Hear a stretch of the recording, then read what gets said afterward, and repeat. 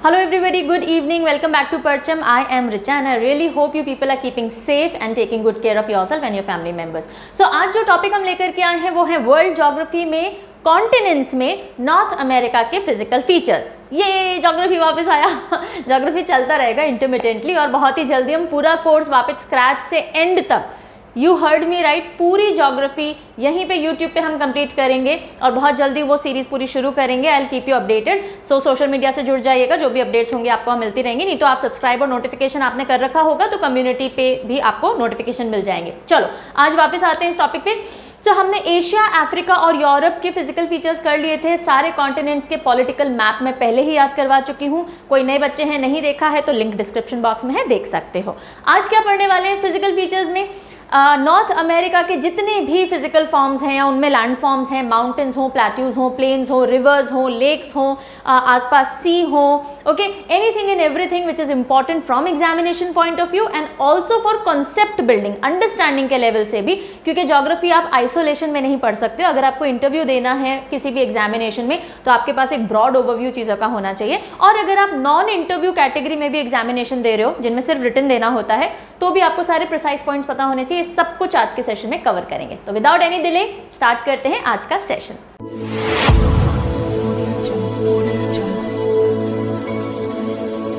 शुरू करें उससे पहले एक पीस ऑफ इन्फॉर्मेशन आप पूछो उससे पहले मैं दे देती हूँ कि इसका जो पीडीएफ है वो आपको मिल जाएगा parchamclasses.in पे। वहाँ जाके आप वर्ल्ड ज्योग्राफी सेक्शन में से ले सकते हैं। और पूरा पीडीएफ बैंक हमने आप लोगों की रिक्वेस्ट पे लॉन्च किया है ऐप के ऊपर। परचम ऐप के नाम पे ऐप है और उस पर पूरा पीडीएफ बैंक है। एनुअल सब्सक्रिप्शन है। जितने भी XYZ पीडीएफ हैं परचम के, जो वीडियोज यूट्यूब पर डाले हैं उन सबके पीडीएफ्स आपको मिल जाएंगे और अगले एक साल तक जो भी पीडीएफ्स और आएंगे वो सब आपको वहाँ पे मिल जाएंगे। So you can download the app. और अगर आप पीडीएफ नहीं चाहते तो भी आप डाउनलोड कर लीजिएगा, बिकॉज बहुत सारी एक्सरसाइजेस और एक्टिविटीज हमने स्टार्ट की, जैसे कि आज ज्योग्राफी का जो आप सेशन पढ़ रहे हो मेरे साथ में, bye the end of the day आपको वहां पे 5 इंपॉर्टेंट क्वेश्चंस मिलेंगे इसी टॉपिक में से। तो आप अपना टेस्ट भी ले सकते हो, आपने कैसा पढ़ा कैसा नहीं पढ़ा, एक तरह से रिविजन भी हो जाएगा और टेस्ट भी हो जाएगा। ओके एंड चलिए शुरू करते हैं आज का सेशन। तो ये रहा नॉर्थ अमेरिका, ठीक है, ये नॉर्थ अमेरिका है। अब इसके बारे में लैंड फॉर्म्स पे चले, इसके सारे फिजिकल फीचर्स पे चले, उससे पहले ब्रीफिंग एक ले लेते हैं। So it is the third largest continent. Asia, Africa के बाद में नॉर्थ अमेरिका आता है।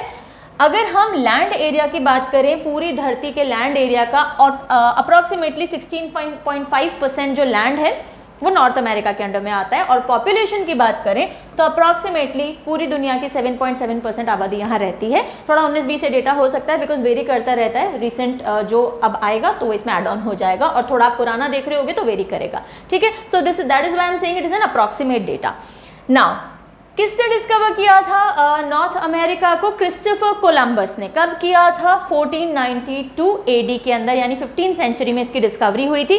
लेकिन अमेरिका का नाम क्रिस्टोफर कोलंबस के नाम की वजह से नहीं पड़ा है अमेरिगो वेस्पूची के नाम से, अमेरिगो वेस्पूची के नाम से। ना अमेरिकाज जो है नॉर्थ एंड साउथ दोनों ही आप ले लीजिए, उनको न्यू वर्ल्ड कंट्रीज कहा जाता है या न्यू वर्ल्ड कॉन्टिनेंट कहा जाता है रादर, ठीक है। सो नॉर्थ अमेरिका की अभी हम बात करें तो North America is known as New World continent. क्यों? क्योंकि इसको लेटर डिस्कवर किया था यूरोपियंस ने। यूजुअली यूरोपियन ट्रैवलर्स निकलते थे ढूंढने के लिए अलग अलग नए नए देशों को, जगहों को, तो अंटिल 15th सेंचुरी जो पूरे अमेरिकाज हैं उनकी डिस्कवरी ही नहीं हुई थी, तो इसलिए इनको न्यू वर्ल्ड कॉन्टिनेंट कहा जाता है। 15th सेंचुरी में यूरोपियन एक्सप्लोरर्स ने इनको ढूंढा था। ओके अब और भी एक देश है जिसे न्यू वर्ल्ड कॉन्टिनेंट कहा जाता है, देश नहीं है सॉरी, कॉन्टिनेंट है जिसे न्यू वर्ल्ड कॉन्टिनेंट कहा जाता है। कौन सा कॉन्टिनेंट है बताएंगे? दो तो मैंने अमेरिकाज बता दिए, नॉर्थ अमेरिका, साउथ अमेरिका। एक और ऐसा कॉन्टिनेंट है which is considered new World continent. चलो पहला क्वेश्चन आ गया, खट खट खट कमेंट करके बताओ न्यू वर्ल्ड कॉन्टिनेंट तीसरा कौन सा है। हम बढ़ते हैं आगे। ये जो कॉन्टिनेंट है ये ट्रायंगुलर इन शेप है। मैं मार्कर चेंज कर लेती हूँ, आई एम श्योर आपको दिख नहीं रहा होगा। ये देखो रफली अगर हम बात करें तो ट्रायंगुलर शेप का है, बेस इसका ऊपर की तरफ है और नीचे आते आते टेपरिंग हो जाता है। So triangular in shape and located in northern and western hemisphere. अब नॉर्दर्न एंड वेस्टर्न हेमिस्फेयर समझिएगा, वापस मुझे कलर चेंज करना पड़ेगा, रुको यार। चलो नॉर्दर्न एंड वेस्टर्न हेमिस्फेयर समझते हैं। ये जा रही है, ओहो पेन ने परेशान क्यों किया है, ये जा रही है प्राइम मेरिडियन, ठीक है। ये इसकी ऑपोजिट बिल्कुल, ये कौन सी होगी, 180 डिग्री मेरिडियन। ये अभी रिसेंटली मैंने क्लास ली है प्राइम मेरिडियन और इंटरनेशनल डेट लाइन वाली, है ना।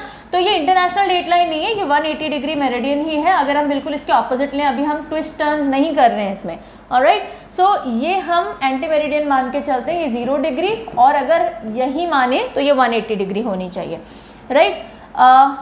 एक्चुअली में हम यहाँ से लेते हैं, है ना, यहाँ से ली जाती है। चलिए, सो ये आप देखो तो ये पूरा हेमिस्फेयर कौन सा हो गया, वेस्टर्न हेमिस्फेयर हो गया, क्योंकि ये यूरोप और एशिया वाला हिस्सा है वो ईस्टर्न हेमिस्फेयर में पड़ गया। अब यहाँ अगर आप देखेंगे तो ये जा रहा है इक्वेटर, दिस इज इक्वेटर, तो ये पूरा ही नॉर्दर्न हेमिस्फेयर में भी आ गया। तो जो नॉर्थ अमेरिका है वो नॉर्दर्न और वेस्टर्न हेमिस्फेयर में लाई करता है, थोड़ा सा ईस्टर्न हेमिस्फेयर को टच कर जाता है, बट मेजरली हम वेस्टर्न हेमिस्फेयर में ही मानेंगे। टच इसलिए करता है बिकॉज बाउंड्री पे आता है। तो अगर हम अब बात करें इसके कोऑर्डिनेट्स की, तो लैटिट्यूड क्या है, approximately 7 degree to 84 degree north तक लाई करता है। यानी कि ये देखो यहाँ ये जो पनामा वाला हिस्सा है, यहाँ से इस्थमस ऑफ पनामा को शुरुआत मानते हैं। सो यहाँ से लेकर के एंड ये पूरा जो ग्रीनलैंड वाला हिस्सा ऊपर तक जा रहा है, दिस इज 7 डिग्री टू रफली 84 डिग्री नॉर्थ। और अगर हम लॉन्जिट्यूड की बात करें तो यहाँ अगेन ग्रीनलैंड वाला जो हिस्सा है, यहाँ से पूरा स्ट्रेच करके, और ये जो अल्यूशियन आइलैंड्स हैं, अल्यूशियन आइलैंड्स मैंने पहले भी बताए थे, अभी भी पढ़ेंगे आगे, नहीं पता है तो डोंट वरी। ग्रीनलैंड और अल्यूशियन आइलैंड्स हैं, उनमें अगर आप स्ट्रेच देखो तो अप्रॉक्सीमेटली 15 डिग्री से लेके 180 डिग्री वेस्ट तक ही पूरा स्ट्रेच होते हैं, राइट। अभी बिल्कुल बेसिक पे हैं, इसलिए धीरे धीरे चल रहे हैं, फिर स्पीड पकड़ेंगे थोड़ी। चलिए, फिर हम आते हैं एसोसिएटेड आइलैंड्स। अब ये तो हुई मेन लैंड की बात, है ना, मेन लैंड आपको ये दिख रहा है इतना मोटा मोटा। अब इसके आसपास बहुत सारे आइलैंड्स भी हैं, जैसे कि हम बात करें ग्रीनलैंड है, यहाँ पे कुछ कैरेबियन आइलैंड्स आएंगे, इधर थोड़ा दूर आ जाएगा हवाई आइलैंड्स हो जाएंगे, ठीक है। तो और ऊपर यहाँ पे देखो ये छोटे छोटे आपको आइलैंड्स दिख रहे हैं आर्कटिक के अंदर, ये सारे आइलैंड्स भी अमेरिका के साथ में एसोसिएटेड हैं। So Greenland which is the largest island in the world. अब इसका मैं हमेशा बताती हूँ, कंफ्यूज नहीं होना, ये जोग्राफिकली अमेरिकाज के साथ जोड़ा जाता है, लेकिन ये पॉलिटिकली और कल्चरली यूरोप के डेनमार्क के अंडर में आता है। देन आर्कटिक आर्कीपेलेगो, आर्कीपेलेगो क्या होते हैं, ग्रुप ऑफ आइलैंड्स। सो ये आर्कटिक आर्कीपेलेगो, जितने भी सारे आपको ये आइलैंड्स यहाँ पे दिख रहे हैं। वेस्ट इंडीज अल्यूशियन आइलैंड्स, हाँ वेस्ट इंडीज़ का पूरा कॉन्सेप्ट मैं बताऊँगी क्या है। सो ये पूरा वेस्ट इंडीज़, देन यहाँ पे ये अल्यूशियन आइलैंड्स, ये सब भी अमेरिका, नॉर्थ अमेरिका के साथ में ही काउंट किए जाते हैं। ओके, चलिए और थोड़ा देखते हैं। अब देखो, ये एकमात्र ऐसा कॉन्टिनेंट है जिसमें सारे ही टाइप के क्लाइमेटिक रीजन्स और बायोम्स आपको मिल जाएंगे। बायोम्स यानी कि पर्टिकुलर टाइप का climate, tundra type of vegetation से लेकर के और ट्रॉपिकल टाइप ऑफ वेजिटेशन भी मिल जाएगी। क्यों? क्योंकि यहाँ से आर्कटिक सर्कल भी पास होता है, ट्रॉपिक ऑफ कैंसर भी पास होता है, यानी कि ये आर्कटिक में भी लाई करता है, टेम्परेट रीजन में भी लाई करता है, और थोड़ा हिस्सा इसका ट्रॉपिकल रीजन में भी लाई करता है। तो एकमात्र ऐसा continent, mark my words, the only continent जो तीनों तरह के क्लाइमेटिक नेचर शो करता है, तीनों तरह के बायोम्स शो करता है, वो है नॉर्थ अमेरिका। सो यहाँ इतना ज़्यादा वेरिएशन है कि परमानेंट आइस कैप्स भी आपको मिल जाएंगे, और वहीं पे ट्रॉपिकल वेजिटेशन, ट्रॉपिकल फॉरेस्ट भी मिल जाएंगे, ठीक है। सो टुंड्रा भी है, टेम्परेट ग्रासलैंड्स भी हैं, ट्रॉपिकल फॉरेस्ट भी हैं, सब कुछ यहाँ पे देखने को मिलता है। तो Arctic circle which is 66.5 degree north, ये नॉर्दर्न पार्ट से जाता है, ये रहा आर्कटिक सर्कल, ठीक है। फिर tropic of cancer 23.5 degree north, यहाँ से जाता है, और इक्वेटर तो नहीं क्रॉस होता, लेकिन ट्रॉपिक ऑफ कैंसर के नीचे वाला ये जो हिस्सा आपको दिख रहा है सेंट्रल अमेरिका का, ये tropical sort of climate and vegetation show करता है। फिर हम आते हैं north America stretching from polar Arctic to tropical Caribbean. ये जो हिस्सा है, अभी तो इतना ही समझो, ये जो आइलैंड्स आपको दिख रहे हैं ये कैरेबियन हिस्सा कहलाता है। क्या है ढंग से अभी समझाऊंगी। और ये सभी तरह के मेजर बायोम्स सपोर्ट करता है। बायोम समझ में आ गया, जिस तरह का क्लाइमेटिक जोन होगा उसी तरह के प्लांट्स, एनिमल्स, पूरा वेजिटेशन टाइप रहेगा इस पूरे फिनोमिनन को of having a particular climate, particular plants, particular animals, इसको बायोम कहा जाता है। ओके, नाउ अब कौन कौन से ओशन से सराउंडेड है जल्दी जल्दी देख लेते हैं।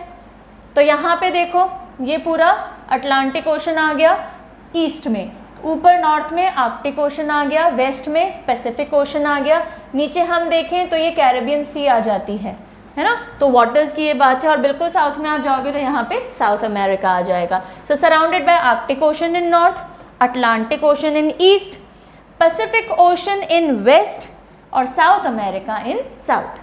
A to Z सब कुछ मैं पढ़ाने वाली हूँ, पेशेंस के साथ आराम से पढ़िएगा। थोड़ा लंबा वीडियो ज़रूर हो सकता है लेकिन हर एक कॉन्सेप्ट इस वीडियो में क्लियर अपन करते चलेंगे, ठीक है।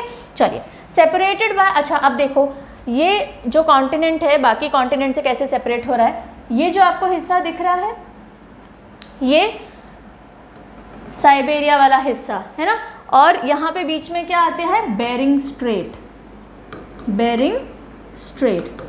तो अगर हम बात करें it is separated from Asia by Bering Strait, Russia Asia इनसे बेरिंग स्ट्रेट से सेपरेट होता है। देन रशिया कौन से कॉन्टिनेंट में आता है, एशिया में आता है, चलो पता है, आई एम जस्ट चेकिंग कि भाई ऐसा ना हो कि उसमें भी कंफ्यूज हो जाओ। तो जो एशिया है उससे बेरिंग स्ट्रेट से सेपरेट होता है। फिर ये जो डेनमार्क है, डेनमार्क के यहाँ पे इस पिक्चर में नहीं दिख रहा है, इस मैप में दूसरे में दिखेगा, डेनमार्क स्ट्रेट आता है, वो डेनमार्क और यूरोप के बीच में डिवाइडिंग वाटर्स की तरह ट्रीट किया जाता है, ठीक है। उसके अलावा then connected with South America. अब देखो ये पूरा सेंट्रल अमेरिका है और ये नॉर्थ अमेरिका के साथ ही ट्रीट किया जाता है। ये है साउथ अमेरिका और इससे कनेक्ट होता है Isthmus of Panama. That is the only connection between North America and South America geographically, ठीक है। So through Isthmus of Panama ये connected है। और Greenland is separated by Europe by Denmark Strait। मैंने डेनमार्क तो नहीं बोला था ना, मैं कई बार फंबल कर जाती हूँ तो ध्यान दीजिएगा। ये जो ग्रीनलैंड आइलैंड है it is separated by the Europe through Denmark straight, वो किसी और मैप में आपको दिख जाएगा। चलिए यहाँ तक की कहानी समझ में आ गई। अब पूरे यूरोप कॉन्टिनेंट में सबसे हाईएस्ट पॉइंट कौन सा है, सबसे लोएस्ट पॉइंट कौन सा है, ये देखते हैं। सो सबसे हाईएस्ट पॉइंट, हाईएस्ट पीक होगी कोई ना कोई, और वो है McKinley point, McKinley peak. McKinley यहाँ पे पड़ती है अलास्का के अंदर, अलास्का रेंज है माउंटेन्स की, अभी पूरा देखेंगे सब समझ में आएगा। तो उसमें मैककिनले पीक है 6194 मीटर ऊंची। Highest point is Denali, Denali भी बोलते हैं माउंट डेनाली या माउंट मैककिनले, अलास्का रेंज में आता है 6194 मीटर अबव सी लेवल। कैसे याद रख सकते हो, अलास्का तो देखो याद रखना ही पड़ेगा, यूएस के अंडर में ही आता है, it is one of the states in US. और ये जो अलास्का है ठंडी जगहों में से एक है, स्पार्सली पॉपुलेटेड यानी बहुत कम आबादी रहती है, तो अलास्का में ग्लेशियर्स वाला एरिया आ जाता है ना। तो यहाँ के ग्लेशियर का पानी, किनले की बॉटल आती है ना, Kinley water bottle, mineral water बोलते हैं। सो अलास्का के ग्लेशियर्स का पानी किनले वाटर में है, तो किनले को आप अलास्का से जोड़ सकते हो। McKinley is Alaskan mountain ranges में हाईएस्ट पीक, और ये पूरे नॉर्थ अमेरिका का भी हाईएस्ट पॉइंट है। फिर हम बात करें लोएस्ट पॉइंट की, तो it is death valley in California. Death valley in California यहाँ कहीं पड़ेगा, यहाँ कहीं पड़ेगा डेथ वैली, और ये कितना है -282 फीट या फिर -86 मीटर बिलो सी लेवल, सी लेवल के भी -86 मीटर नीचे है डेथ वैली कैलिफोर्निया।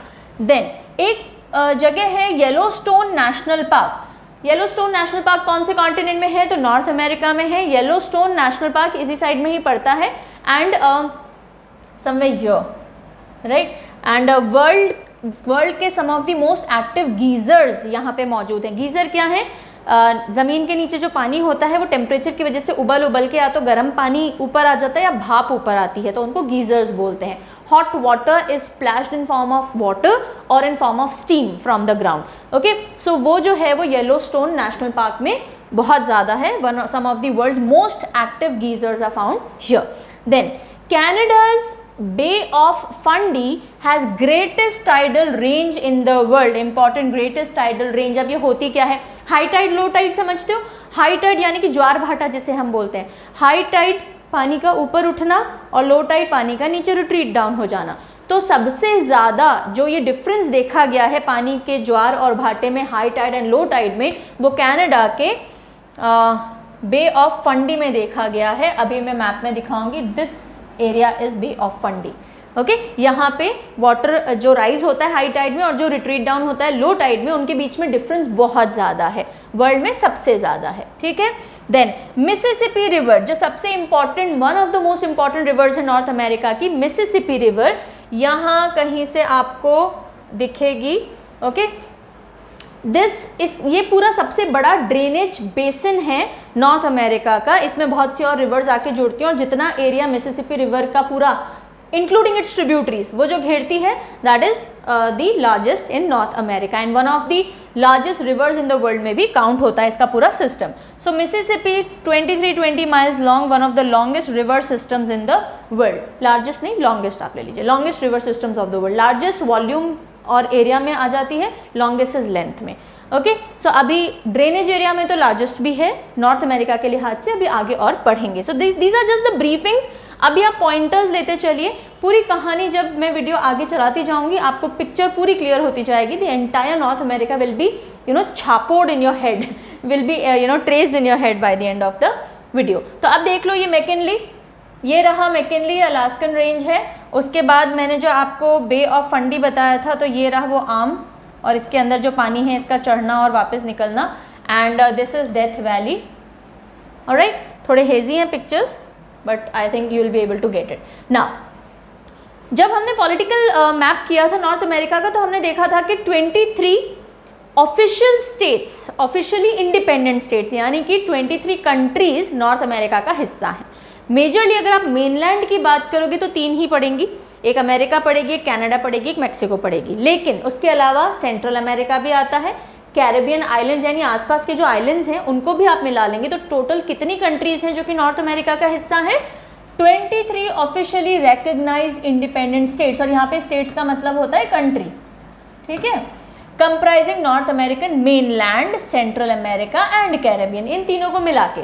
सो इसको तो हम बोलते हैं मेनलैंड, ये हो गया सेंट्रल अमेरिका और ये हो गया कैरेबियन, इन तीनों को आप मिला लें तो 23 ऑफिशियली इंडिपेंडेंट स्टेट्स हैं। नाउ लार्जेस्ट कंट्री कौन सी है? Largest country is Canada, okay, ये रहा कनाडा पूरा, ये रहा कनाडा। सो ये भी यूएस है, अलास्का भी यूएस में आता है, ये पूरा कनाडा हो गया, ये सारे आइलैंड्स इसके अंदर आ जाते हैं and it is the largest country. और सबसे छोटी कंट्री कौन सी है? पॉलिटिकल मैप में भी मैंने बताया था, बताओ जल्दी, लिखा हुआ ही होगा in fact. So the smallest country is Saint Kitts and Nevis, सिर्फ 2 आइलैंड्स हैं इसके अंदर में, और ये पड़ती है लेसर एंटिलीज़ में, लेसर एंटिलीज़ में। अगर आपने पॉलिटिकल मैप देखा होगा तो आप रिलेट कर लोगे, नहीं देखा होगा तो अभी मैं समझाऊंगी ग्रेटर एंटिलीज़ क्या है, लेसर एंटिलीज़ क्या है, तो अभी आप रुकिएगा। So largest country is Canada और सेकंड लार्जेस्ट इज़ यूएस, जो कि अपने आप में बहुत बड़ी है अगेन। और ये दोनों जो कंट्रीज़ हैं कनाडा और यूएस, ये मिला करके 79% ऑफ वर्ल्ड इसका पूरा कॉन्टिनेंट का एरिया कवर करती हैं, बाकी थोड़े थोड़े एरियाज में बाकी सब हैं। Smallest is Saint Kitts and Nevis and it is only 2 small islands in the Caribbean, Caribbean sea के अंदर जो आइलैंड्स हैं उनमें से सिर्फ 2 छोटे आइलैंड्स हैं जो कि इस कंट्री के अंडर में आते हैं। नाउ अब कहानी शुरू हो रही है, सो अब ध्यान दीजिएगा। नॉर्थ अमेरिकन मेनलैंड, अभी हमने बोला था ना मेनलैंड, सेंट्रल अमेरिका और कैरेबियन मिला के 23 कंट्रीज, तो अभी हम बात करें सिर्फ मेनलैंड की। मेनलैंड में एक कनाडा आएगा, दूसरा यूएस आएगा, यूएस के अंदर अलास्का भी एक स्टेट है, सबसे लार्जेस्ट स्टेट है यूनाइटेड स्टेट्स में अलास्का, सो इसके अंडर है, ओके। और तीसरा आएगा ये जो दिख रहा है आपको मैक्सिको, तो ये तो हो गया नॉर्थ अमेरिका का मेनलैंड, राइट। ये हम काउंट जोग्राफिकली करते हैं पर पॉलिटिकली इसका हिस्सा नहीं है, ये डेनमार्क का हिस्सा है, so that is why will not be counting it, right. So United States of America, Alaska भी यूएस के अंदर में है, Canada and Mexico are the mainland. अब एक ग्रुप ऑफ आइलैंड्स है, ये हवाई, हवाई ओशिनिया के अंडर में जोग्राफिकली है, ठीक है। ओशिनिया ऑस्ट्रेलिया और उसके आसपास जो भी पोलिनेशिया, माइक्रोनेशिया, मेलानेशिया हमने आइलैंड्स पढ़े थे, सो उन्हीं में हवाई भी उन्हीं की प्रॉक्सिमिटी में है, यानी उनके पास है, लेकिन जोग्राफिकली उनके पास है, लेकिन ये अंडर में किसके आता है? यूनाइटेड स्टेट्स के पॉलिटिकल गवर्नेंस में आता है एंड कल्चरली भी इनसे ही मिलता जुलता है, ओके। कल्चरली तो इनफैक्ट ये इंडिपेंडेंट की तरह ही है, बट देन आता पॉलिटिकली यूएस के अंडर में है। सो हवाई is the only US state जो कि मेनलैंड से बाहर है, okay, located in Oceania outside north America mainland and composed entirely of islands. US का और कोई भी स्टेट, 50 स्टेट है यूएस के और 51st अभी वॉशिंगटन डीसी को बनने की अभी पूरी बातचीत चल रही, बिल पास हो गया था। सो इन 50 स्टेट्स में से ऐसा कोई भी स्टेट नहीं है एक्सेप्ट हवाई जो कि मेनलैंड से बाहर हो और कंप्लीटली एक आइलैंड की तरह हो, और वो भी पास में नहीं हो पैसिफिक में, दूर ओशिनिया का पार्ट हो geographically. Okay, got the point. But आता किस में, ये यूएस के अंडर में आता है। तो हवाई कहाँ है, किसके अंडर में, ये क्लैरिटी मिल गई। Geographically it is a part of Oceania but politically it comes under United States. अब हम चलते हैं physical features of north America. So अब आपने एक ब्रीफिंग ले ली, नॉर्थ अमेरिका की प्लेसिंग आपको समझ में आ गई, नॉर्थ, सेंट्रल, कैरेबियन, इन सब का कॉन्सेप्ट क्लियर हो गया। तो अब हम शुरू करते हैं physical features of north America पढ़ने से। अगर आप फिजिकल फीचर वाइज देखें तो हम नॉर्थ अमेरिका को 4 पार्ट में डिवाइड कर सकते हैं। जो सबसे वेस्टर्न वाला पार्ट है वो पूरा माउंटेनियस रीजन है, बहुत पूरी एक बैकबोन जैसे माउंटेन रेंज चलती है यहाँ पे, क्या है अभी मैं बताऊंगी। फिर ये जो सेंट्रल एरिया आपको दिख रहा है ये प्लेन्स वाला हिस्सा है, स्टेपीज एंड प्रेरीज जो हम बोलते हैं। ये पूरा एक प्लेन हिस्सा है। फिर ईस्टर्न रीजन है जहाँ पे कुछ पुरानी ओल्ड माउंटेन सिस्टम भी दिखेगा, कोस्टल प्लेन्स भी दिखेंगे, थोड़े लोलैंड भी दिखेंगे। तो ये ईस्टर्न रीजन हो गया। और ये एक कैनेडियन शील्ड है। Canadian shield basically plateau region है but it is covered with ice and stable plateau region है, थोड़ा एलिवेटेड। ठीक है, तो ये सब हमें 4 में पढ़ना है। पहले हम पढ़ेंगे ये पूरा माउंटेन सिस्टम, फिर हम प्लेन्स पढ़ेंगे, फिर हम ईस्टर्न रीजन पढ़ेंगे और लास्ट में हम कैनेडियन शील्ड पढ़ेंगे, right. Northern America can be divided into 4 physical region, mountainous west, great plains, central plain भी कहा जाता है और सेंट्रल प्लेन के वेस्ट हिस्से को ग्रेट प्लेन्स भी बोल दिया जाता है, अभी हम देखेंगे सब। कैनेडियन शील्ड ऊपर वाला हिस्सा, लॉरेंशियन प्लेट्यू भी इसको कहा जाता है, ठीक है, वो भी अभी अपन देखेंगे, and eastern region. Starting with the mountainous west. अब ये देखो, यहाँ ये जो पूरा ब्राउन हिस्सा आपको दिख रहा है, मैंने साउथ अमेरिका में भी जान के यहाँ छोड़ दिया है, दिखा रहे हैं आपको, बिकॉज ये एक कंटिन्यूस रेंज है जो आगे भी जाती है। अच्छा, अगर आपको ध्यान हो, जब मैंने आपको पैसिफिक ओशन पढ़ाया था तो हमने बात की थी रिंग ऑफ फायर की, रिमेंबर? नहीं देखा हो तो अलग बात है, देखा होगा तो आई एम श्योर आपको याद होगा। Ring of fire volcanic mountain ranges हैं पैसिफिक ओशन में, उनको रिंग ऑफ फायर बोलते हैं। दे आर वेरी अनस्टेबल, कभी भी volcanic eruptions and earthquakes and this and that आ जाते हैं। उसी रिंग ऑफ फायर का जो वेस्टर्न आर्म है, ईस्टर्न आर्म सॉरी, उसका जो ईस्टर्न आर्म है वो इन माउंटेन रेंजेस के फॉर्म में पूरा एक स्केलेटन बनाता है वेस्ट अमेरिकाज का, नॉर्थ अमेरिका का भी, साउथ अमेरिका का भी। ओके, ये जो माउंटेन रेंजेस हैं इनमें वोल्केनिक एक्टिविटीज़ हो जाती हैं। ये फोल्ड माउंटेन्स हैं, यंग फोल्ड माउंटेन्स हैं, तो कंपैरेटिवली अनस्टेबल हैं। जैसे हिमालयाज बने थे टेक्टोनिक एक्टिविटी की वजह से, इसी तरह से ये टेक्टोनिक एक्टिविटी की वजह से बने हैं। ऑलराइट, अब इनको बोलते क्या है? इन पूरे वेस्टर्न माउंटेन्स को ऑफ अमेरिकाज बोलते हैं कॉर्डिलेराज। क्या बोलते हैं? कॉर्डिलेराज। और क्योंकि ये वेस्ट में है इसलिए इनको वेस्टर्न कॉर्डिलेराज बोलते हैं। Cordillera basically range of mountain को कहा जाता है, जो पैरेलल माउंटेन की पूरी लंबी श्रृंखला होती है उसको कॉर्डिलेरा कहते हैं। अमेरिका में जो कॉर्डिलेराज होंगे उनको अमेरिकन कॉर्डिलेराज बोल देते हैं। और क्योंकि ये वेस्ट में है इसलिए इनको वेस्टर्न कॉर्डिलेरा बोलते हैं। क्योंकि ये पैसिफिक ओशन के कोस्ट पे है इसलिए इनको कई जगहों पे पैसिफिक कॉर्डिलेराज भी बोल दिया जाता है। ठीक है, कॉर्डिलेरा का मतलब range of mountains, continuous range जो होती है माउंटेन्स की। So now these western cordilleras are, अब हम बात करेंगे सिर्फ नॉर्थ अमेरिका की। Young fold mountain ranges in the west spreading from Alaska to Mexico. Alaska ये रहा और मैक्सिको ये रहा। अलास्का से मैक्सिको तक एक्सटेंड होती है, इनफैक्ट सेंट्रल में होती हुई और साउथ तक भी जाती है। और साउथ में जब ये जाती है तो एंडीज कहलाती हैं। ठीक है, वो हम साउथ में पढ़ेंगे, बट आपको ये चीज़ समझ में आनी चाहिए, these are continuous mountain ranges, South America तक जाती हैं। ठीक है, it covers extensive area of mountain ranges. अब माउंटेन रेंजेस से तो पूरा एरिया कवर करती ही है, उसके अलावा इंटरमाउंटेन बेसिन्स भी हैं। इंटरमाउंटेन यानी माउंटेन्स के बीच में बेसिन्स, जहाँ पे दोनों तरफ से, अब देखो ये बीच वाला जो हिस्सा है यहाँ बारिश वारिश कुछ नहीं पहुँचेगी बिकॉज दोनों तरफ माउंटेन्स हैं, तो यहाँ पे थोड़ा डेजर्टिफिकेशन हो जाएगा, थोड़ा प्लेट्यू रीजन आ जाएगा। ठीक है, तो इसको बोलते हैं intermountain basin, basically desert area बन जाता है यहाँ पे। Then plateau in the western North America. ये जो माउंटेन रेंजेस हैं वेस्टर्न कॉर्डिलेराज हैं, इनमें कंटिन्यूस पहाड़ियाँ भी हैं, कुछ इंटरमाउंटेन बेसिन्स भी हैं जिनमें डेजर्टिफिकेशन हो चुका है, कुछ प्लेट्यूज भी हैं, ये सब वेस्टर्न रीजन में हमें देखने को मिलेगा। Sometimes it is also called Pacific cordillera. क्यों कहा जाता है मैंने समझा दिया। Then they arose due to tectonic activities, जिससे कि डिफॉर्मेशन हुआ अर्थ के लिथोस्फीयर का और पहाड़ियाँ खड़ी हो गई। ठीक है, फोल्ड माउंटेन्स हैं ये, तो टेक्टोनिक एक्टिविटी से बनी है। चलिए अब हमें देखना है कि कौन कौन से कंट्रीज से होकर के जा रही है। नंबर 1, कौन कौन सी माउंटेन्स इनमें आ रही हैं। Number 2, mountain ranges. ये तो कंटिन्यूस रेंजेस हैं, पैरेलल, तो उनमें पर्टिकुलर कौन कौन सी रेंज आ रही है जो इंपॉर्टेंट है वो अब हमें देखनी है। ठीक है, तो देखो अलास्का से शुरू होती है, अलास्का के बाद कनाडा, अमेरिका, मेक्सिको और फिर नीचे ये सेंट्रल अमेरिका तक होती हुई और ठेठ इस्थमस ऑफ पनामा तक जा रही हैं अगर हम नॉर्थ अमेरिका की बात करें तो। ओके, तो चलिए the sequence of parallel ranges begin with Alaska range. अब अलास्का में जो पहाड़ियों की पूरी श्रृंखला है उसको अलास्का रेंज कहते हैं। Brooks range in Alaska. अच्छा अब चलो मैं बता देती हूँ ऐसे नाम, आई वाज थिंकिंग एक एक करके बताऊँ। अलास्का रेंज और ये ऊपर देखो ये ब्रुक्स रेंज आ रही है, तो यहाँ से तो इनकी शुरुआत होती है अलास्का रेंज और ब्रुक्स रेंज से।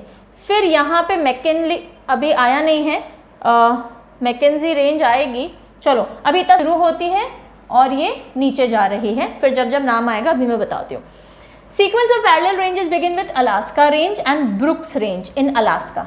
तो शुरुआत हो रही है अलास्का से, runs through Canada, US, Mexico all the way to isthmus of Panama. ये मैंने आपको बता दिया। अब रेंजेस कौन कौन सी हैं तो देखो यहाँ पे एक आएगी अलास्का रेंज, एक आएगी ब्रुक्स रेंज, ये दोनों अलास्का में पड़ गई।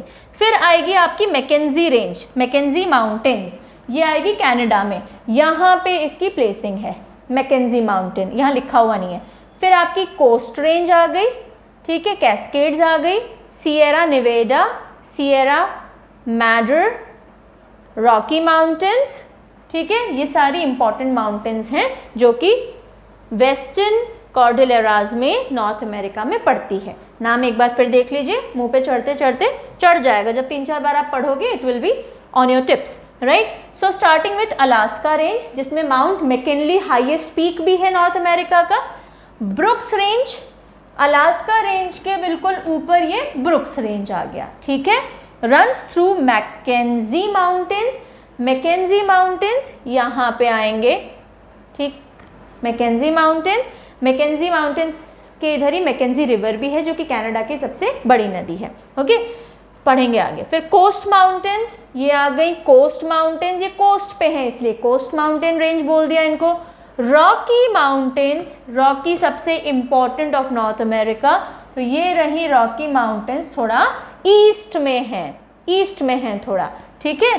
फिर सिएरा निवाडा, सो सिएरा निवेडा या निवाडा जो भी आप इनको बोलें, उसके बाद Sierra Madre, so this is Sierra Madre, और फिर through the mountain ranges of central America become Andes of north America. फिर यहाँ सेंट्रल अमेरिका से होती हुई नीचे जाके साउथ अमेरिका में एंडीज में कंटिन्यू हो जाती है, ठीक है। सो अलास्का, ऊपर ब्रुक्स, फिर मैकेंजी, फिर यहाँ पे आ जाओ coastal Nevada, Sierra Nevada, Sierra Madre, और फिर बीच में इधर रॉकीज, रॉकीज, ओके, ये याद रहेगा। चलिए, highest peak of north America is mount McKinley और माउंट डेनाली जो कि अलास्का रेंज में पड़ता है। माउंटेन समझ में आ गई, प्लेसिंग समझ में आ गई। ये पूरा इलाका पहाड़ियों का, पहाड़ियों के बीच में कुछ डेजर्ट और प्लेट्यू का है, ओके। चलिए फिर हम आते हैं ग्रेट प्लेन्स की तरफ। माउंटेन्स खत्म हो गई, अब देखो ये माउंटेन्स देख लो, ये पैसिफिक माउंटेन्स एंड वैलीज वही है, inter mountain basins and plateaus, तो यहाँ पे ये पूरे, ये इधर रेगिस्तान वाला इलाका आएगा। फिर ये रॉकी माउंटेन्स आ गई, यहाँ पे दिख रही है। चलिए अब ये देखिए, ये जो आपको हिस्सा दिख रहा है यहाँ से ऑलमोस्ट ये वाला, ये है प्लेन्स, प्लेन एरिया, ये कनेडियन शील्ड आ जाएगी पूरी, ओके, और यहाँ पे ये ईस्टर्न रीजन आ जाएगा। ये बाकी जितना भी एरिया आप देख रहे हो ये पूरा प्लेन्स वाला हिस्सा है। इसमें भी अगर आप ये सीधा सीधा इतना पकड़ो तो इनको ग्रेट प्लेन्स कहा जाता है, और बाकी ये नॉर्मल सेंट्रल प्लेन्स कहलाते हैं। ये ग्रेट प्लेन्स इसलिए कहलाते हैं बिकॉज ये थोड़े और एलिवेटेड होते हैं, अभी हम पढ़ेंगे, ठीक है। तो बेसिकली लोकेशन समझ में आ गई। ये माउंटेन्स, वेस्टर्न माउंटेन्स के पास में ही ये सेंट्रल प्लेन्स आएंगे, फिर ईस्टर्न रीजन आएगा, ऊपर कैनेडियन शील्ड आएगी। चलिए, great plains are a vast high plateau of semi arid grassland. ये समझिएगा, एकदम ऐसी हरी भरी प्लश, एकदम बढ़िया सी हरियाली वाली सॉफ्ट घास, ऐसा वाला कंसेप्ट नहीं है। सेमी एरिड ग्रासलैंड्स है, हरी घास भी होगी but they are more of prairies. Prairies क्या होते हैं अभी मैं बताती हूँ। Higher in the west than east. अब ये जो ग्रासलैंड्स हैं, ऐसा नहीं है कि बिल्कुल घास के सपाट मैदानों, नहीं, ये भी थोड़े प्लेट्यू वाले हिस्से हैं। उसमें भी like I had told you, Rockies के पास वाले जो प्लेन्स हैं they are elevated, quite elevated, 4000 से 5000 मीटर के एलिवेशन पे हैं। और ये वाला जो ईस्टर्न वाले प्लेन्स हैं ये कंपैरेटिवली थोड़े लो लेवल पे हैं, और यहाँ पे घास के मैदान ज़्यादा दिखेंगे। सेमी एरिड, थोड़े सूखे, मतलब हल्का सा डेजर्टिफिकेशन वाला टच लिए हुए, बिकॉज ये टेम्परेट एरिया है, ह्यूमिडिटी है, पानी मॉइस्चर आता है, गल्फ ऑफ मैक्सिको से भी हवाएं आती हैं, वो मॉइस्चर लेके आती हैं, बट क्योंकि पहाड़ों की साइड आ जाती है वो एक फैक्टर पड़ता है। दूसरा क्लाइमेट का असर पड़ता है। सो यहाँ पे टॉल ग्रासेस हैं, लंबी लंबी घास है, लेकिन थोड़ा सेमी एरिड टच लिए हुए है, ओके। और खेती वेती भी होती है, सूखा मत समझिएगा इसको, बट थोड़ा सा सेमी एरिड टच लिया हुआ है।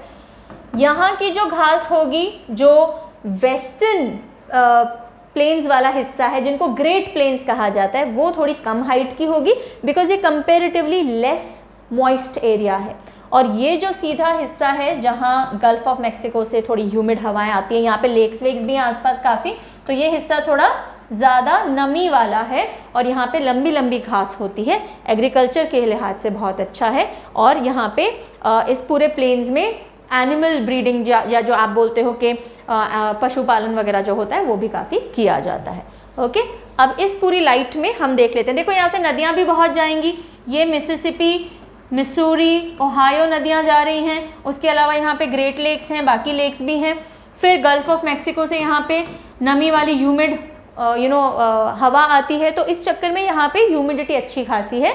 पर फिर भी क्योंकि यहाँ पे माउंटेन रेंजेस है जो यहाँ से आती हुई हवा को समहाउ रोकती हैं, तो इन सबके मिले जुले कॉम्बिनेशन से असर ये पड़ता है कि ये कंपेरेटिवली लेस मॉइस्ट एरिया हो गया and this is comparatively more moist area. चलिए, सो सेमी एरिड ग्रासलैंड्स हैं, higher in the west than east. ये जो ग्रासलैंड्स है पूरे ही उठे हुए थोड़े वेस्ट में ज़्यादा है।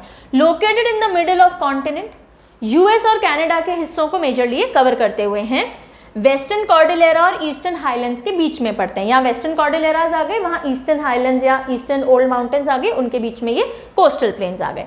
Drained by rivers, has deep and rich soil. अब यहाँ से क्योंकि नदियाँ जाती हैं, है ना, जब ग्लेशियर्स पिघलते पहले के टाइम में भी तो यहाँ पानी वानी जाता, उससे भी यहाँ की जो सॉइल है वो काफ़ी मोटी लेयर है, थिक है एंड बहुत रिच सॉइल है। सो कल्टिवेशन के लिए, एग्रीकल्चर के लिए बहुत अच्छी है। यहाँ पे मिनरल डिपॉजिट्स भी, oil and natural gas deposits भी बहुत अच्छे हैं, ठीक है। चलिए आगे बढ़ते हैं। It is called bread basket of north America. यहाँ जो एग्रीकल्चर होती है, जो पैदावार होती है, वो वर्ल्ड में ग्रेन सप्लाई के लिए बहुत अहम भूमिका निभाती है। Grains grown here feeds a large part of the world, that is why it is called bread basket of the north America.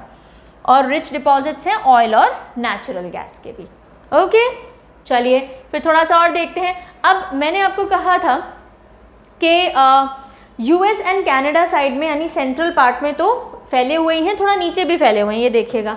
I had told you ना, ये वाला हिस्सा और यहाँ तक, है ना, this entire thing comes into great plains. तो ये वाला जो हिस्सा आ जाएगा ना, यूएस का साउथ वेस्ट, मैक्सिको की स्टार्टिंग, ये हिस्सा जो आएगा ये डेजर्ट वाला हिस्सा हो जाता है। बिकॉज एक तो ये बेसिन वाला इलाका हो गया, ये रॉकीज़ आ रहे हैं, ये नवाडाज आ रहे हैं, और बीच में ये बेसिन आ गया, तो यहाँ पे डेजर्ट हो गया। और थोड़ा मैक्सिको के यहाँ पे, तो there are 4 main deserts in North America जो इस एरिया में देखने को मिलते हैं, ठीक है। एक तो हम वो पढ़ेंगे, और उसके अलावा अब यहाँ के ग्रासलैंड्स किस नाम से हैं वो भी देख लेते हैं। So North American great central plains consist of number 1 steppes grassland, जिनको कि प्रेरीज कहा जाता है।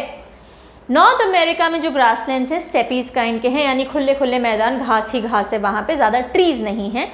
लेकिन फिर आते हैं प्रेरीज। प्रेरीज वो होते हैं जिनमें लंबी लंबी घास होगी, ट्रीज तो नहीं होंगे, एंड लॉन्ग ग्रासेस और थोड़े से सेमी एरिड नेचर का होता है. So these are the prairies, basically long grasses. Grassland with long grasses are called prairies, और नॉर्थ अमेरिका के स्टेपीज को प्रेरीज कहा जाता है. ठीक है, तो ये आप ध्यान रखेंगे in the central and western portion. तो सेंट्रल और वेस्टर्न हिस्से में ये है.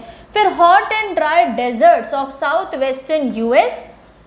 यूएस का जो साउथ वेस्टर्न पार्ट है, यानी कि दक्षिण पश्चिमी पार्ट है, जिसमें कि एरिजोना, टेक्सास, देन कैलिफोर्निया, ये वाले जो हिस्से आ जाते हैं, कोलोराडो, ये सारे जो हिस्से आ जाते हैं, और मैक्सिको. और फिर ये मैक्सिको वाला हिस्सा कहाँ है, मुझे पास से नहीं दिख रहा, ये मैक्सिको आ गया. ठीक है, ये एरिजोना और कैलिफोर्निया, टेक्सास, ये वाला हिस्सा आ गया. तो यहाँ पे हॉट एंड ड्राई डेजर्ट्स हैं, और डेजर्ट्स लार्ज बेसिन में भी लाया करते हैं between Rocky mountains in the east and Sierra Nevada to the west. Sierra Nevada और रॉकी. अच्छा, ये चीज़ मैं बता देती हूँ, रुको. ये जो माउंटेन्स है ना, ये 3 पैरेलल रेंज की तरह हैं. सबसे कॉर्नर पे तो आपको कोस्टल माउंटेन्स दिख जाएंगी, और सेकेंड लेवल पे आपको नेवाडाज दिख जाएंगी, फिर थर्ड लेवल पे आपको रॉकीज दिख जाएंगी, और नेवाडाज और रॉकीज के बीच में यहाँ पे बेसिन्स हैं. ठीक है, तो these are parallel ranges. Rockies सबसे ईस्टर्न मोस्ट हैं. ये जो आपको बेसिन्स हैं, यहाँ पे भी डेजर्ट मिलेंगे. Now North America has 4 major deserts. Important है, 4 मेजर डेजर्ट्स. कौन कौन से हैं? Great basin. ग्रेट बेसिन यही है जो सियरा नेवाडा और रॉकी माउंटेन्स के बीच में है. ये रहा ग्रेट बेसिन डेजर्ट, पहला ग्रेट बेसिन डेजर्ट. दूसरा मोहावे. मोहावे, इसको मोजाव नहीं पढ़ेंगे, ये ह का साउंड देगा. ये जो ज है, ये ह का साउंड देगा. मोहावे. सो मोहावे डेजर्ट ये रहा. Then Sonoran. सोनोरन डेजर्ट, ये वाला जो आपको दिख रहा है, this is Sonoran desert. And the fourth one is Chihuahuan desert, जो कि मेक्सिको साइड में आपको यहाँ दिखेगा, Chihuahuan desert. Right, so these are the 4 deserts. कौन कौन से हो गए? ग्रेट बेसिन हो गया, then Mojave, Sonoran and Chihuahuan. ये 4 डेजर्ट्स हैं नॉर्थ अमेरिका के. You have to keep them in to mind. Great basin, Mojave, Sonoran and Chihuahuan. चलिए आगे चलते हैं. हमने वेस्टर्न माउंटेन्स कर लिया, उसके बाद सेंट्रल प्लेन्स कर लिया. अब हम आते हैं कैनेडियन शील्ड पे. जो कनाडा है, ये आपको बहुत ब्लर दिख रहा होगा, डोंट वरी. जो पर्पलिश टिंच दिख रहा है ना, बस ये कैनेडियन शील्ड है. इतना ही हमारे काम का है, बाकी काम का है भी नहीं अभी. So this is the Canadian shield. और यहाँ पे फिर ये कोस्टल आ जाता है, थोड़ा आर्कटिक कोस्टल प्लेन्स आ जाते हैं. सो वो छोड़ दीजिए. ये जो पर्पल पर्पल कलर है ना, ये है ग्रेट कैनेडियन शील्ड. ठीक है, कनाडा का नॉर्दर्न हिस्सा towards the Arctic ocean, that is the Canadian shield. So Canadian shield is a raised but relatively flat plateau. उबड़ खाबड़ नहीं है, रेज्ड है पर रिलेटिवली फ्लैट प्लेट्यू है. X tends over eastern, central and north western Canada. Eastern, central, north western Canada में extend करता है. कैरेक्टराइज बाय रॉकी लैंडस्केप, यानी सख्त है ये, बिल्कुल रॉक लैंडस्केप है लेकिन रिलेटिवली फ्लैट है. Poked by astounding number of lakes. अब यहाँ पे ना ग्रेट लेक्स आएंगी 5. यहाँ तो नहीं दिख रहा होगा आपको. ओके, ये देखो, ये आपको जो लेक्स दिख रही हैं, these are the Great Lakes of north America. और यहाँ पे ये कैनेडियन शील्ड है, तो इसके बिल्कुल बाहर पॉकेट्स में प्लस यहाँ पे और एडिशनल कुछ एक लेक्स हैं. सो ये लेक्स एज अ पॉकेट बाहर की तरफ हैं. ठीक है. The tundra stretching along the northern borders of Alaska and Canada to the Hudson Bay area is a biome common to Canadian Shield. अब देखो, अभी तक हमने ग्रासलैंड बायोम देखा है ना, माउंटेन वाला देख लिया. अब यहाँ पे जो बायोम है उसको बोलते हैं टुंड्रा, और ये सबसे ठंडा बायोम होता है, यानी कि स्नो कवर्ड रहता है. जो मिट्टी होती है उसके ऊपर भी स्नो कवर रहेगा, आइस कवर रहेगा. 1.5, 2, 2.5 साल तक उस पर आइस रह सकती है, लेकिन नीचे की मिट्टी क्योंकि नमी वाली रहती है तो थोड़ी थोड़ी घास रहती है वहाँ पे. ठीक है, तो सबसे ठंडा बायोम इज टुंड्रा. और टुंड्रा बेसिकली ये जो पूरा कैनेडियन शील्ड है और जो अलास्का वाला हिस्सा है ना, अलास्का का नॉर्थ हिस्सा, ये सब टुंड्रा वाला रीजन है. Okay, so tundra stretching the northern borders of Alaska and Canada, Hudson Bay तक. अब ये रहा Hudson Bay, this is Hudson Bay. तो ये सब टुवर्ड्स दिस है ना. सो हडसन बे तक जो है वो एक कॉमन बायोम है कैनेडियन शील्ड का। सो कैनेडियन शील्ड के साथ कौन सा बायोम जुड़ता है? Tundra. Tundra is the most cold biome. Fine. Tundra की कैरेक्टरिस्टिक क्या है? परमाफ्रॉस्ट, परमानेंटली फ्रोजन रहता है साल तक, 2, 2.5, 3 साल तक। सो soil that is frozen for 2 और मोर ईयर्स उसको परमाफ्रॉस्ट कैटेगरी में डाला जाता है। उस मिट्टी पे हमेशा बर्फ ही जमी रहती है एंड परमाफ्रॉस्ट की वजह से जो सॉइल का सरफेस है वहाँ पे पास में मॉइस्चर रहता है, बिकॉज ऊपर पानी की बर्फ ही है ना, तो वो नीचे मॉइस्चर रहता है और छोटी छोटी जो वेजिटेशन है वो ग्रो करती रहती है एक्सट्रीम कंडीशंस में भी, जैसे आर्कटिक सर्कल के आसपास भी, आर्कटिक कंडीशन में भी, और उसको बोलते हैं टुंड्रा टाइप ऑफ वेजिटेशन। कभी देखा है रेनडियर्स वो थोड़ी थोड़ी बर्फ हटा के और नीचे से घास खाते हुए दिखते हैं, है ना? तो दैट इज बिकॉज वो टुंड्रा वेजिटेशन में नीचे घास होती है। और इस पूरे जो कैनेडियन शील्ड है इसको लॉरेंशियन प्लेट्यू भी कहा जाता है, लॉरेंशियन प्लेट्यू, ठीक है, लॉरेंशियन प्लेट्यू। और अब जो आप पढ़ोगे ना ईस्टर्न साइड में माउंटेन्स, उनको एप्लेशियन माउंटेन्स कहते हैं। तो Laurentian plateau, Appalachian mountains. Appalachian mountains कहाँ आएंगी? ईस्टर्न रीजन में आएंगी, ठीक है, मिलते जुलते से साउंड करते हैं। चलिए अब हम पढ़ते हैं ईस्टर्न रीजन। सो हमने वेस्टर्न माउंटेन्स देख ली, सेंट्रल प्लेन्स देख लिए, लॉरेंशियन प्लेट्यू या कैनेडियन शील्ड देख लिया। अब हमें पढ़ना है ईस्टर्न रीजन। ईस्टर्न रीजन थोड़ा वेरिड है। यहाँ पे कुछ तो फोल्ड माउंटेन दिखेंगी जो कि ओल्ड फोल्ड माउंटेन्स है, बहुत ऊंची ऊंची नहीं है, वैसे फोल्ड माउंटेन्स हाई होती हैं पर ये कंपैरेटिवली नीची फोल्ड माउंटेन्स है बिकॉज बहुत पुराना रॉक सिस्टम हो गया ये। उसके अलावा आपको कुछ कोस्टल प्लेन्स दिखेंगे जो अटलांटिक कोस्ट और गल्फ ऑफ मैक्सिको के आसपास है, यहाँ पे कोस्टल प्लेन्स भी दिखेंगे, कुछ लो लैंड भी दिखेंगे, सेंट्रल लो लैंड्स, है ना, ज़्यादा ऊंचे नहीं हैं। तो ये कुछ मिक्स वेराइटी का यहाँ पे एरिया हो जाता है और यहाँ पे ग्रेट लेक्स की भी प्रॉक्सिमिटी है। सो ये सारी चीज़ें यहाँ के बायोम को अफेक्ट करने वाली हैं। चलिए, so this region is varied, it includes Appalachian mountains जो कि ओल्डर माउंटेन रेंज है near the east coast of US and Canada. अब देखो ये वाला हिस्सा कौन सा है? कनाडा एंड यूएस वाला हिस्सा है, ठीक है, उनकी ईस्ट कोस्ट है। तो Appalachian mountains old fold mountains है और जो रॉकीज हैं वो यंग फोल्ड माउंटेन्स है। इधर जितने भी माउंटेन्स है, कोस्ट माउंटेन्स हो गए, अलास्का हो गई, नवाडा हो गई, माड्रे हो गई, ये सब यंग फोल्ड माउंटेन्स हैं। Atlantic coastal plane extends from, अब देखो अटलांटिक कोस्टल प्लेन ये वाला जो हिस्सा है ये एप्लेशियन माउंटेन्स आ गई। इन माउंटेन से अटलांटिक ओशन के बीच का ये जो हिस्सा होगा ये है अटलांटिक कोस्टल प्लेन। तो पहाड़ी और समुद्र के बीच में जो इलाका है जिसमें कि हाइट कम होती है और फ्लैट कोस्टल एरियाज आ जाते हैं वो अटलांटिक कोस्टल प्लेन है। Extends from river marsh, wetland region east of the mountain toward the sandy beaches of Atlantic coast. तो बेसिकली ये वेटलैंड वाला एरिया है। यहाँ पे नमी ज़्यादा होगी, यहाँ की मिट्टी में हमेशा नमी रहेगी, या तो फुल सैचुरेशन पे या कम सैचुरेशन पे, बट कंपैरेटिवली नमी वाला इलाका है बिकॉज यहाँ पे समुद्र है, यहाँ पे लेक्स हैं, यहाँ पे गल्फ आ जाता है मैक्सिको का, ठीक है, रिवर्स बहुत सारी हैं, यहाँ पे ओहायो नदी आ जाती है, यहाँ से मिसिसिपी आ रही है, ठीक है। सो इन सब के चलते ये वेटलैंड बायोम को सपोर्ट करता है। सेंट्रल जो प्लेन्स थे वो ग्रासलैंड बायोम, प्रेरीज बायोम को सपोर्ट करते हैं। जो कैनेडियन शील्ड थी वो टुंड्रा बायोम को सपोर्ट करती है या टुंड्रा बायोम है उधर, और जो ईस्टर्न साइड है इधर वेटलैंड बायोम है। Wetland areas are a biome of eastern region and consist of areas of land whose soil is saturated with permanent or seasonal moisture. Permanently moisture रहेगा या seasonal moisture रहेगा यहाँ की मिट्टी में। फिर फ्लोरिडा एवरग्लेड्स, सबसे बड़ा जो वेटलैंड है इस एरिया का उसको कहते हैं फ्लोरिडा एवरग्लेड्स।